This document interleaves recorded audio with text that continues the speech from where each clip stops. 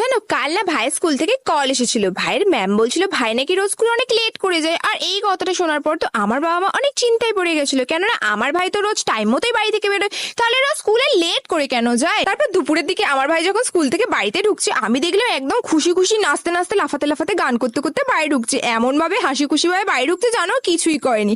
আর আমি ওইদিকে ওকে বলে দিলাম, আয় আয়, তোর জন্য তো একটা স্পেশাল সারপ্রাইজ ওয়েট করছে। আর আমার ভাই তো আমাকে বলছে, দিদি কি সারপ্রাইজ, বল না বল না। আমি তো বলছি, দাঁড়া, এক্ষুনি তো তুই নিজেই জানতে পেরে যাবি। আর ওইদিকে আমার বাবাও তো সকাল থেকে ভাইয়ের জন্য ওয়েট করছে যে ভাই কখন স্কুল থেকে বাড়িতে ঢুকবে। আর ভাই তো বাড়িতে ঢোকাই মর্তর, বাবা ওকে নিজের কাছে ডেকে নিল। আর ভাইও বাবার কাছে গিয়ে বললো, হ্যাঁ বাবা বলো। বাবা তখন বললো, তুই কি জানিস আজকে তো স্কুল থেকে কল এসেছিল, তোর ম্যাম বলছিল তুই নাকি রোজ স্কুলে অনেক লেট করে যাস, কিন্তু তুই তো রোজ বাড়ি থেকে ঠিক টাইম মতো বেরোস, তাহলে রোজ স্কুলে লেট করে কেন যাস, সত্যি করে বল তুই কোথায় যাস। তখন আমার ভাই বললো, আরে বাবা এইসব তুই রাস্তায় লাগানো বোর্ডটার জন্য হয়। তখন আমার বাবা বললো, কি ধরনের বোর্ড, কেমন ধরনের বোর্ড। তো তারপরে আমার ভাই বললো,